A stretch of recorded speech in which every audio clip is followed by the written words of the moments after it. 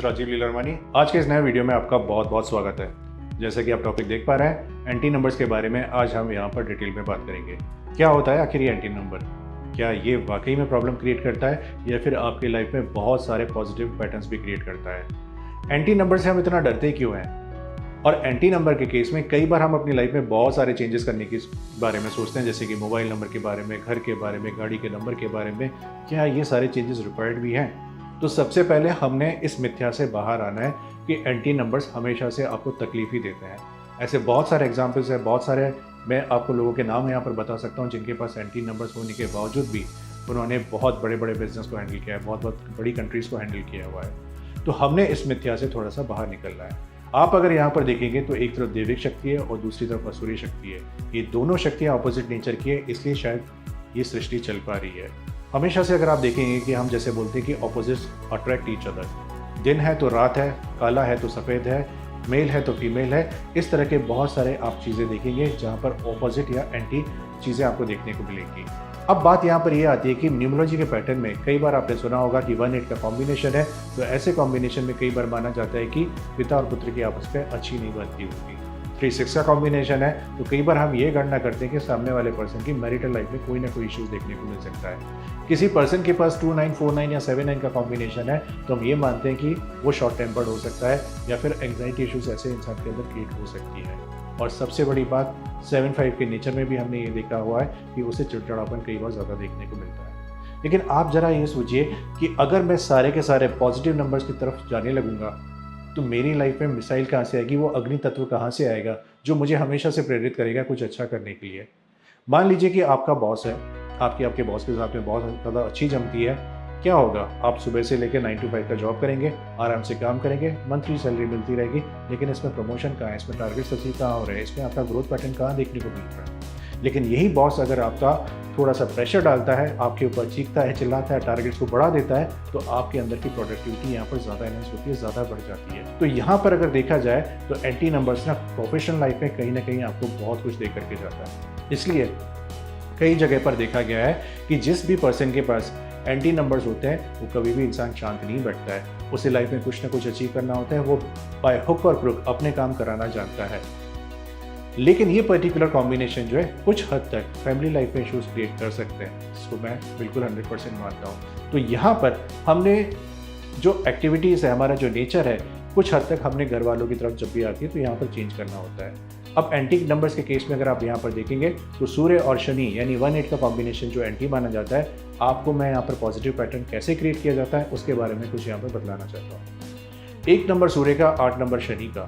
अब यहाँ पर देखा जाए तो सूर्य जो होता है ये सत्ता का होता है, पावर का होता है, पोजीशन का होता है, और 8 नंबर होता है ये रूल्स एंड रेगुलेशंस का होता है, ये कानून का होता है। जितनी भी बातें लीगली होती हैं ये 8 नंबर के केस में आती है। जब भी 2 नंबर एक दूसरे के एट्रीब्यूट्स को डिस्टर्ब करते हैं, मान लीजिए कि नंबर 1 वाला पर्सन जब भी 8 नंबर यानी इलीगल तरीके से काम करेगा, ये शनिदेव को पसंद नहीं आएगा।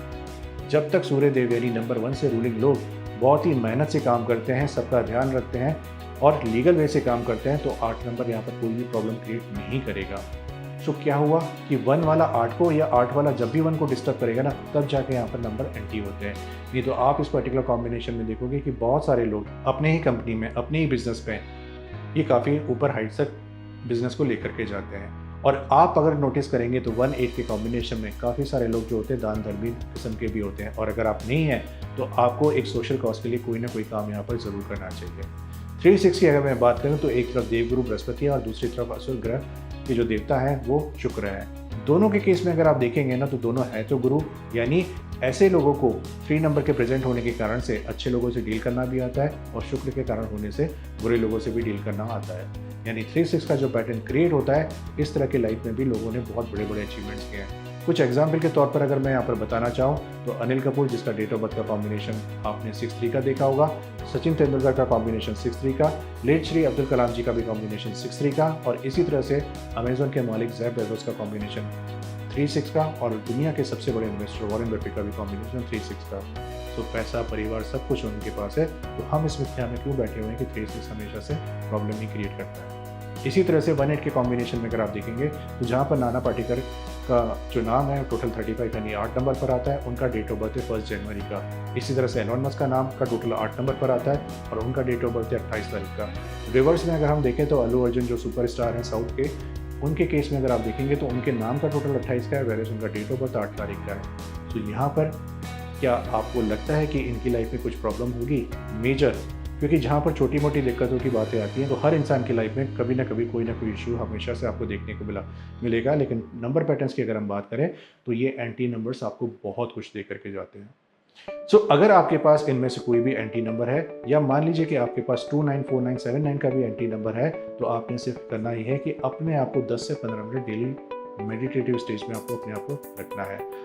आप किसी भी चैंटिंग को ले लीजिए, यूट्यूब पर बहुत तरह के मेडिटेशन के लिंक वहाँ पर किए हुए हैं, बहुत सारे वीडियोस दिए हुए हैं। आपने सिर्फ 15 मिनट की एकाग्रता साधनी है। तो साधना जो होती है ना, ये बहुत इंपॉर्टेंट होती है हर किसी की लाइफ में, और कहीं ना कहीं इससे आपका सिक्स सेंस भी एक्टिव होता है, आपका इंट्यूशन पावर भी एक्टिव होता है, और कहीं ना कहीं आपकी लाइफ में जो डिसबैलेंसेस क्रिएट होते हैं नंबर्स के कारण से, वो भी बैलेंस होना शुरू हो जाते हैं। अब बात यहाँ पर यह आती है कि एंटी नंबर्स के अलावा राजयोग के बारे में कुछ बात कर लेते हैं। आपने लो शुगर रेट में तो देखा होगा कि अगर आपका कॉलम 4, 5, 6 का कंप्लीट होता है तो आपके पास पैसा ही पैसा होना चाहिए, या फिर 2, 5, 8 का कॉलम कंप्लीट होता है तो आपके पास प्रॉपर्टी अथा होनी चाहिए।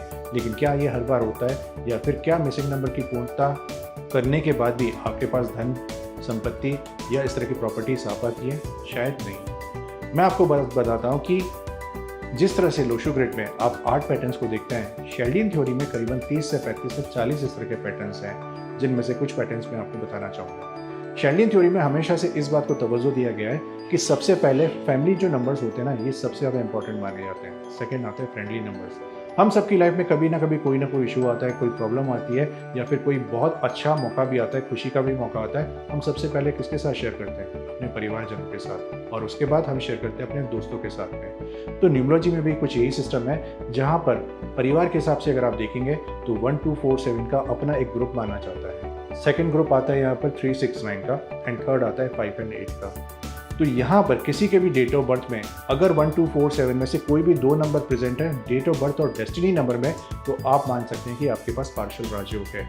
जैसे कि फॉर एग्जांपल किसी के डेट ऑफ बर्थ का कॉम्बिनेशन 1, 1, 2, 2, 4, 4, 7, 7 या 1, 2, 1, 4, 1, 7, 2, 4, 4, 7, 7, 4, 2, 7, यानी अपने ही 4 नंबर के आसपास कि कोई भी बर्थ या डेस्टिनी में है, तो इसे हम पार्शियल राजयोग कहते हैं।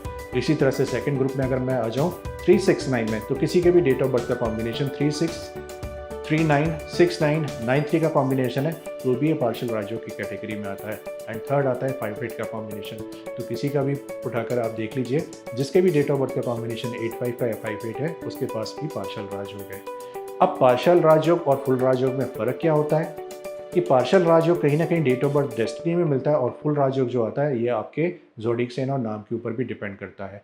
कई बार ऐसा भी होता है कि आपके पास पार्शियल राजयोग ना होकर, यानी फैमिली मेंबर्स ना होने के अलावा आपके पास हो सकता है वहाँ फ्रेंडली नंबर्स हो। जैसे कि किसी के पास डेट ऑफ बर्थ का कॉम्बिनेशन 1, 3 का है, 3, 5 का है, 1, 5 का है, तो ये फ्रेंडली राजयोग माने जाते हैं।